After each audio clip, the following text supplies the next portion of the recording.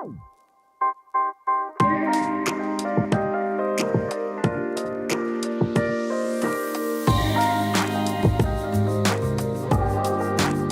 guys, welcome to Campus Close-Up. My name's Ralph, and over the next few minutes we're going to be chatting with one of our friends about some topics that are massively on our heart. And today we have the special privilege of being with Hannah Heather. Welcome, it's great to see you. Hannah is from 24/7 Prayer, and today, unsurprisingly, we're going to be talking all about prayer. So Hannah, why don't we start with your time as a student? Thinking back to university, what was it about prayer that really captured your imagination, captured your heart, and really set the trajectory for the rest of your life? Yeah, well, I was a student at St Andrews University a few years ago now, and I think when I arrived at St Andrews, I had quite a lot of excitement about the potential that university holds and all these people that I was meeting and the opportunity to share my faith in Jesus. But I also kind of recognized the need for prayer in my own life and wanting to kind of encourage my peers in that as well. And there was a small group of us who would meet to pray regularly.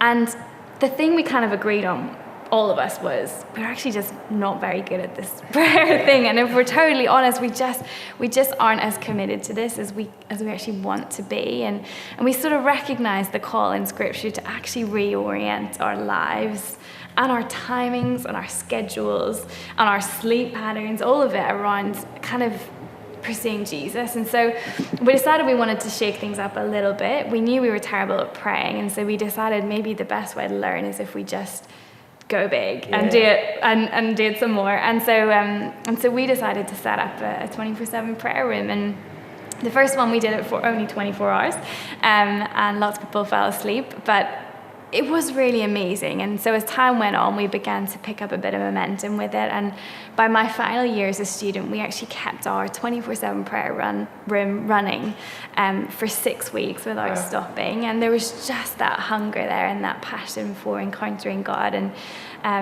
so that was a really amazing time for me, and a time that actually showed me so much about the power of prayer and the way in which it can not only change our lives, but change the lives of those around us.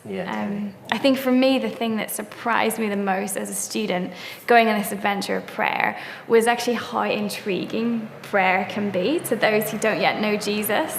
So for me, this interface between prayer and mission actually became really real and became really alive for me. So we would be running this prayer room day and night in this drafty little church, in the middle of Scotland, and it would be sort of 2 a.m. and I'd maybe be at a party with some friends, and I'd suddenly see my watch and think, oh, I've got to go, and people would be saying, oh, why are you going? So at the party, and I'd say, actually, I have a sort of appointment. Like, I have something I have to go to, and they're like, it's 2 a.m. you can't possibly have anywhere you need to be. But actually, no, I'm going to the prayer room. And what I found was that people's response was, that's just so crazy to me, and I have no paradigm for that. And where is it that you could be going? And can I come with you? Was actually so often the response. There's something so intriguing and so attractive about running after God with that kind of passion. Because I think people kind of get a Sunday morning faith. They kind of get, the inconvenience of being at church for 2 hours on a Sunday morning. What they don't get is that 3 a.m. passion, that actually getting up out of bed and going and running after God. And that shows people quite a lot, I think, about how our faith should be, how our faith could be, and what an adventure with Jesus can really look like. Yeah, that's amazing.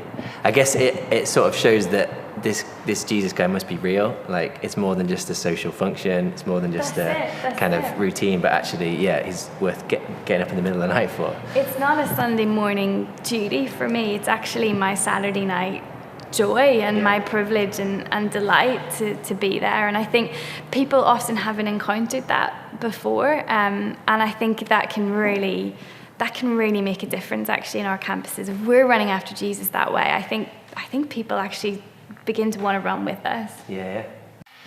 What do you think, thinking about that time just generally as a student, like, what is it that has really marked you now as you kind of live out what you're doing with the rest of your life? Like, what are some of the things that you really formed at uni, maybe values that you kind of really established that maybe look different now? Maybe you're not doing exactly the same things that you were doing at university, but what are the things that you really picked up that are kind of marking, particularly with your prayer life today?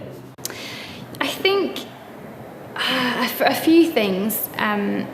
So particularly the pursuit of Jesus that feels costly, I think for me was a principle that I began to discover at university. And it's a small cost really when you consider the great scheme of things, but actually the costliness of, getting up an hour early, or the costliness of waking up in the middle of the night, of prioritizing seeking God over other things, I think was a big thing for me that I've tried to really carry in my life. And there's Bill Johnson who says, fire always falls on sacrifice. And I think there is something in running after God in that way that it sort of does create an environment of expectation for the divine to break in. And we were seeing at that time, we were seeing people getting healed, people getting saved. There was sort of that creating a landing strip for God's presence and for the supernatural in our lives. So I think something of pursuing Jesus even when it's costly, and maybe even especially when it's costly, is a big one for me. And then I think another principle that I've tried to carry with me is trying to have healthy rhythms of both prayer and mission in my life. And this is something that we have really learned about at 24/7 prayer. We do a lot of work out in Ibiza, which is like, the sort of party capital of Europe. And there was a time when newspapers were referring to it as a modern day Sodom and Gomorrah. And so we sort of decided, well, that feels like a place to take the gospel. So we've been working out there for years. And one of the things that our teams do when they're out there is they serve on the streets at night, and they help make sure people get home safe. They pray for people in the streets. They pray for people to get healed and all that kind of stuff. And the way that the night shift works is the whole team spends, they get split in two. And so one team spends an hour in the prayer room whilst the other team is out on the streets, and then they switch over every hour. So you have this kind of rhythm of breathing in the presence of God in the place of prayer, and then breathing out a mission as you go out into the streets and share the good news with the people that you're meeting. And I think the truth is that we are neither sort of activists nor intercessors. We each of us have this calling to be both, I believe. And so for me, that healthy rhythm of breathing in and breathing out has been really important. So Hannah, you were just talking about not being just an activist and just an intercessor, but really blending those two roles together. What was it about being a student that helped you kind of establish that in your life? And how has that then continued to set a trajectory for the rest of what you're doing? For me, actually, as a student, that was the place where I really learned that lesson in sort of a blindingly obvious way. I had two of my closest friends at university that I was with. One of them was like your classic evangelist. He was just so passionate about sharing his faith. He was running Student Alpha every week, and he was amazing at telling people about Jesus, and just loved to kind of brush past the prayer bit. He would sit down and want to just brush past that and go straight into sharing his faith, and such a gift for that. My other really close friend was so passionate about prayer and seeking the presence of God, and these two guys lived together at uni. And for me, when I think about our calling as Christians, I think of the way in which these two discovered how important the other one's gifting was. And so my evangelist friend suddenly began to come into the prayer room, and suddenly just slowly began to realize how important prayer was, and actually the difference that it made when he came in and prayed before going out onto the streets or into his Alpha course, the difference that it made. And likewise for my other friend, suddenly we had all these people who didn't yet know Jesus wanting to come into the prayer room and find out what this was about. And he was then in that position of needing to share his faith and actually realizing how amazing that is. And so for me, it was actually watching their journey that helped me to realize just how important it is that we as the church need to realize that there are these unique gifting and callings. Like, some of us are called to be primarily evangelists or primarily prayer warriors, but I think that actually as disciples of Jesus, we're really called to both. And this rhythm of breathing in and breathing out is something that has come to define my life. And I think we can let ourselves off the hook a little bit too easily if we sort of say, I'm not the evangelist, I'll pray for you guys and you go and do that. Because often when I look at Jesus and the way he leads his disciples, he's always calling them into environments where they're uncomfortable, where they're out of their comfort zone. Yeah. He's often one step outside of comfortable, I think, Jesus. And so, yeah, I think we're both, and I think that's something that we need to be walking in as his followers. So for me, discovering that at university, that actually I am both an intercessor and an evangelist was really important. We've got to breathe in and we've got to breathe out. Yeah, I love that. I guess bearing in mind that uni definitely is a time that lends itself to that sense of redefining who you are, trying something new, stretching yourself, going into the uncomfortable, all those kind of things. What would you're sat down with an 18-year-old who's just heading off to uni, aware of this amazing moulding that could happen, and yes, the dangers with that, but also the incredible potential. What would you say to them, particularly around prayer, to be like, this is why this is worth giving your life to? Oh my goodness, so many things, so many things. I really do believe that prayer is just the most amazing, most powerful force in the universe. I mean, it's kind of mind-blowing when you think of the omnipotence and the omnipresence and the magnitude of God. It is mind-blowing that he hears us and that he hears the intimate details of our lives. And I think of actually praying with my little nephews and asking them, what do you want to pray for? And they always say the cats. They want to pray for the cats. But to me, that actually is prayer. Is actually sitting down and saying, well, God, this is what's on my heart. Let me chat to you about the cats today. But just that thing of actually, God wants to know about our lives, and he wants to have this relationship with us. And this is the narrative right from the beginning of Scripture, when Adam and Eve are walking with him in the cool of the day, right through to when Jesus is kind of teaching his disciples to pray. And what he does when he teaches them the Lord's Prayer is he does what Jonathan Helser calls a one-word revolution, when he teaches them to pray this word, Abba, Father. And suddenly, prayer takes this shift from being kind of a grandiose thing from the front of a church to Jesus says, go into your room, shut the door, and pray to your Father who's unseen. Go and seek him in that secret place. And actually, I think what I would say to a student about to start university is the King of Heaven wants to know your heart, and that's just the most amazing thing that you could ever do. So I think for me, prayer is so important, firstly because it connects us to the heart of God, and it's an invitation to intimacy with heaven, sharing secrets with heaven, building a secret history with heaven. I think in our lives as well, this is actually the area that's the most secret. As a Christian, no one really knows that side to us, when and how and if we pray. And I think it's just a beautiful invitation to build a secret history with heaven. I think secondly, prayer is so powerful, and it really does change things. And we discovered that as we were praying for our friends to come to faith, people were suddenly beginning to open up and have conversations. People that we've been trying to talk to maybe since first year, suddenly things began to open up when we really actively persisted in prayer. Jesus tells us and uses parables to explain to us that being persistent in prayer is important and it's powerful. The hinge of history is a bended knee. We have the power in our hands to actually leverage the supernatural and invite the presence of God into our campuses. And so for me, it would be, you have this opportunity for intimacy with heaven, and you have so much power at your disposal.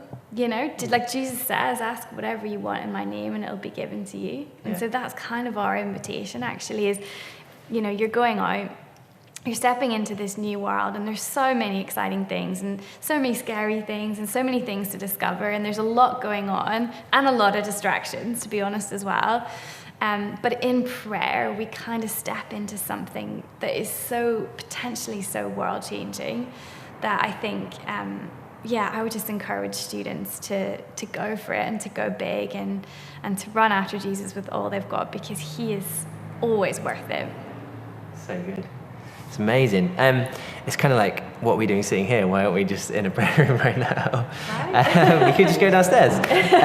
No, seriously, that just hearing you share, then it's like, oh, this is amazing. Like, this is so exciting. And I imagine anyone listening to this or watching this would probably think similarly. But we know that also prayer seems difficult at times, and it seems like something that we're constantly thinking we should do more of, or this kind of thing. And I wonder, what are some of maybe the potentially misconceptions or maybe even obstacles that you've experienced around prayer that mean that we aren't all doing this all the time? Because why wouldn't we? It's incredible. So maybe you could share a little bit about some of those obstacles or misconceptions. Yeah, it's a great question. And yeah, I totally agree. There are so many challenges, and it is difficult. And I think we have to, all of us, be really honest with that actually there are seasons in our life where prayer can feel really hard, and we feel like we're failing at times. And I think the major thing that I always want to try and communicate to people is that I do think that there's a spiritual warfare element to our prayer lives that often we don't talk about, and we don't maybe even really think about. And so if all of what we've just said is true, if prayer, if it leverages the power of heaven, there's this great quote by Spurgeon where he talks about prayer being the slender nerve that moves the muscles of omnipotence. Wow. And in these like little sort of feeble whispered words, we have the power to leverage heaven and connect with the heart of God. If it is all of these things, then that isn't something that's actually going to come easily if we believe that spiritual warfare is a real thing.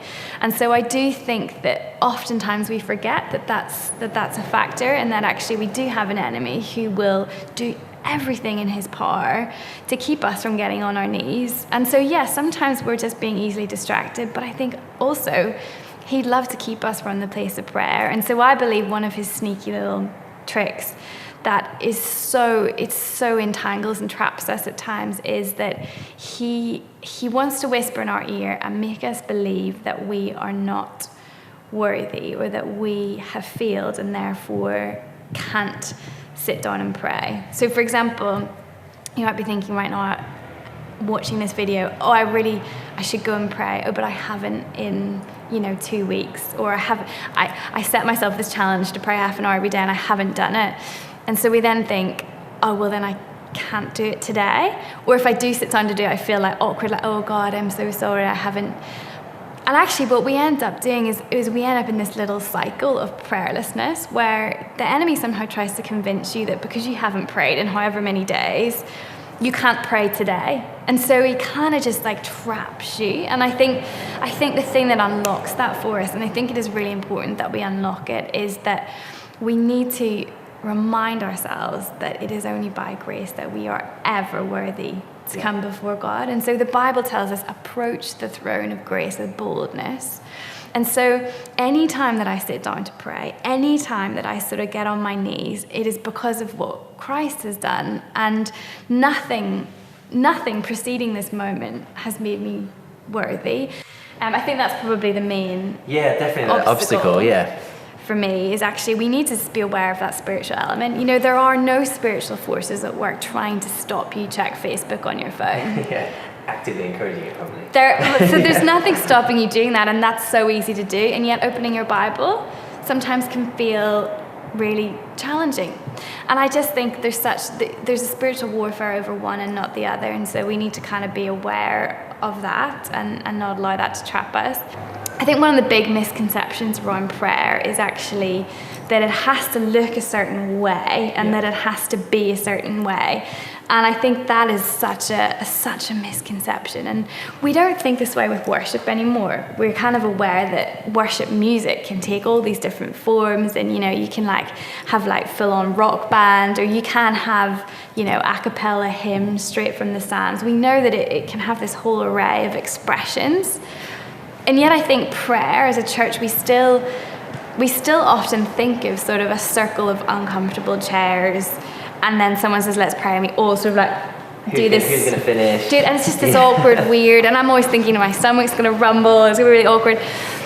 And I think as a church, we just need to just get a little bit more variety in our prayer meetings. We need to express more creativity in the way that we pray. And so I think one of the important things we need to realize about prayer is that each one of us actually has been designed uniquely with unique personalities and skill sets.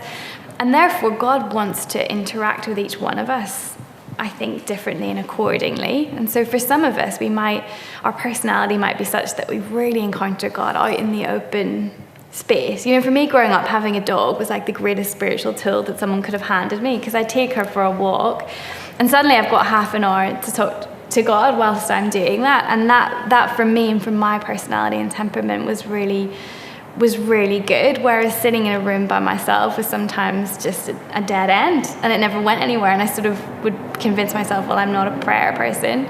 And so sometimes we just need to unlock our idea of what we think prayer is, and when we run prayer meetings, we need to be aware of that there's so many different personality types in the room, and so we need to keep them creative and fresh and engaging so that we're doing all we can to help people encounter God in the place of prayer.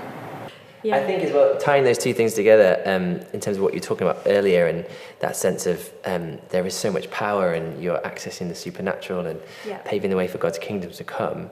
That's right. Whilst also, like, prayer doesn't look like one specific thing.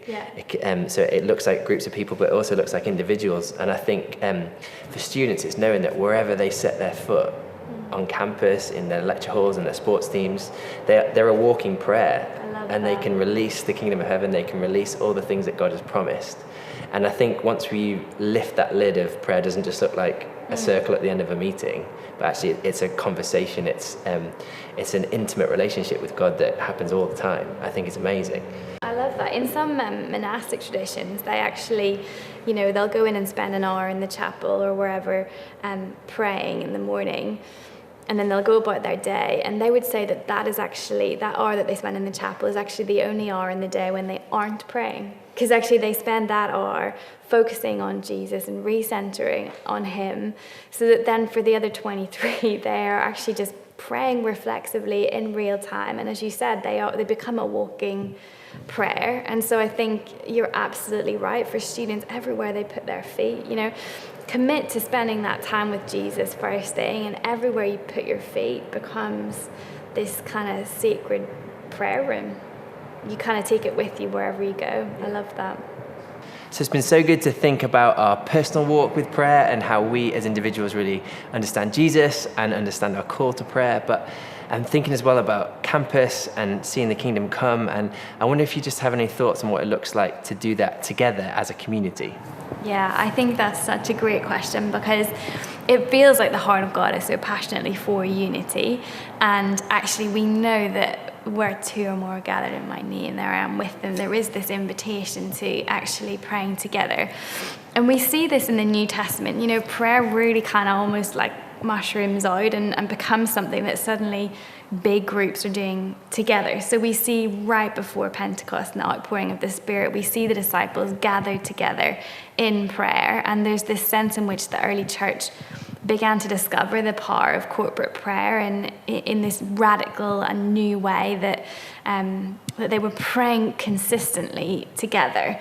And so we've got loads that we can learn in this area, and it's traditionally the hardest thing to get people just to come along to a prayer meeting. And so I think for students wanting to generate more prayer and more corporate prayer in their campuses, this is something that we would love to, we as 24/7 would love to help in any way we can in providing creative ways to do that. But one way that we have talked about obviously is 24/7 as a model, setting up a prayer room can just be a really engaging way of drawing together across churches, across denominations. We had in our prayer room, all the local churches would be involved at various points. And there's this beautiful corporate sense of handing the baton, each hour somebody comes in to take their shift and praying for the person as they are heading back out into the world. So I think something like 24/7 prayer can bring us together as a community in a really special way, and actually having times during a 24/7 prayer room where we're all in there gathered together praying and seeking God with one voice and one accord is really powerful. I think as well as that, actually holding prayer meetings that are interesting and engaging, and and this is something I'm so passionate about, thought through and prepared. Because something weird happens. I would never show up to preach at church having no idea, or maybe 3 bullet points of what I was going to say. And most of us wouldn't, right? We just know that's something that I'm going to prepare for. Most worship leaders will show up with, a set list and some idea of where they're going. And yet, for some reason, I think prayer meetings are this thing where we feel it requires no preparation. And in a sense, it shouldn't require preparation in a burdensome way, but actually it's important that if we're going to gather people together, whoever's in charge of that and whoever's trying to galvanize that prayer meeting, we have a responsibility to make it an interesting and engaging space so that everyone is able to move forward together, as we said, in one voice. And then I think also inspiring one another and just keeping one another encouraged. So sharing stories is so important. Whether you've got a wall in your prayer room where people can pin up answers to prayer, or, you're maybe in a WhatsApp group where you can share answers to prayer. Just creating forums where you can be sharing what God is doing is just a really encouraging way to be inspired to pray. I know that anytime I hear stories about people who've been praying for their friend or their family member to come to faith, and then they do, the next thing I want to do is recommit to praying for that family member who doesn't know Jesus yet. So constantly reminding one another and telling the stories and rehearsing the narrative of the kingdom, which is that Jesus is real, he's moving on our campus, and we are playing an active role in his kingdom coming. And I wonder as well, thinking a bit beyond the more formal, organized times of prayer, if you've got any thoughts on what it looks like to be a bit more unformed, to see prayer and mission intersect. And have you got any experience or any stories or any thoughts about students taking their prayers out of the building? Yeah, definitely. I mean, prayer walking is a really simple way of taking your prayer outside of the building and actually going out into the streets. And that can be a great way to just in smaller groups kind of pray and move around your campus and pray for places. One thing that we like to do here at 24/7 and with our discipleship school, we will go out into the streets of Guildford and we'll pray before we go and ask God to begin to speak to us about people that we're going to come across in the streets, and then go out and chat to people and open up conversations and then ask if we can pray for them. And it's amazing how many people, when you say, would you like me to pray for you, will actually say yes. I mean, it always baffles me, and I'm the Christian who believes prayer is the most powerful force in the world, but they so often do, and people quite often don't want to have a sort of a confrontation or a debate about faith and religion, but actually they do want prayer, and they do recognize the need for it. And so we've had amazing times. I mean, recently I was in the streets and we were chatting with this one lady who initially was super antagonistic when we mentioned being Christians, and she said, religion is dead, faith is dead, God, if he does exist, is evil, all these kinds of things. And we just wanted to kind of speak God's truth and God's life over her as one of his creatures. And so we just said, I think I turned to her and said, I know you don't believe in God. I just really think that God thinks that you're amazing and that actually you're a really caring person and he's given you that as a gift. And she suddenly was like, I am a really caring person. I actually work as a carer. And so it just suddenly unlocked and brought this life into her that all the debate in the world was never going to do. But actually just through prayer and through the prophetic, just being able to unlock something. And so the whole thing shifted, and she suddenly lit up and was like, I can't believe God would think I was caring. And this God who 5 minutes ago, wasn't real. So I really think there is a space where prayer and mission can intersect in quite a powerful way. So we do a lot of that. I think one of the other things that we have tried is you can put up a poster or a big question or something out in the street, something like, if you could ask God one question, what would it be? Something like that just provokes a bit of discussion, and again, offer prayer. But we really do find offering prayer can open up so many relationships and discussions that many other things can't. We see that a lot again in the streets in Ibiza, that so many people you meet. I mean, there's great stories about stag do's, and people are often dressed up in ridiculous costumes. And there's just one moment where Brian Heasley, who founded the work there, ended up on the streets of Ibiza with Superman, Spider-Man, and the Hulk, and him offering them prayer. And they wanted prayer, and they sort of assumed that meant kneeling down. And so the three of them just knelt down in the streets in the middle of San Antonio. And so Brian's kind of like, kneeling down with them and praying. And it's just an amazing thing that people do realize that they need. And I think most people have prayed at some point in their lives. It's a great conversation starter as well. Yeah, so good. I think so often we say no for people, don't we? We kind of assume that they don't want it, and there's infinite ways that you could ask that question and get into those situations, whether that's writing a note on your bedroom door saying any prayer requests or whatever. And I guess it's just that putting yourself out there and taking a risk, because people are hungry and people, it's like, why not? Like, what is there to lose? Yeah. Hannah, thank you so much for all your insights and encouragements, and just even just catching your spirit of prayer is just so encouraging, and I know that everyone watching it is going to be really built up. But I was just thinking, before we go, what is your prayer? In particular, like thinking about church, thinking about students, campus, what is on your heart? What is the thing that you would love to pray for the church in the UK? For me, I think one of the things that I'm so passionate about as a church is that the message, the narrative that we speak over our young people as they're heading off to university to become students, and the narrative that we speak over our students is so often one of survival and kind of the threats and the perils of university. And so many people lose their faith at university. And I do appreciate that that is true, and those are statistics, and there are threats and dangers and temptations. But actually the narrative that I want to speak over our young people and our students is that God who is within you is so much greater than he who is in the world. Like the Jesus that we've met is so much more alluring than any of these other temptations you're going to face. And I don't want to diminish those, but I want to encourage our students that actually you are so powerful and you carry the presence of God. And so for me, my prayer for our students and the narrative that I'd want to speak over them is actually, I want to pray that every student heading off into university would realize the power and the potential that university holds, and that they, the carrier of Christ, hold. That actually I would love to see our universities in the UK become places that, instead of being a place where it's really likely that you'll lose your faith, universities become dangerous places for those who don't yet know Jesus, because there's such a good chance that you're going to meet him there, because the potential is huge. You know, it's the space where everyone's exploring ideas and thoughts about life, and they're finding themselves and they're finding the direction that they want their life to go in. And actually we as Christians can go in there, and you know, God in prayer extends this hand towards us, this invitation to partner with him in bringing his kingdom on our campus. And that's just so huge. We've got the power of heaven. We've got all this power within us.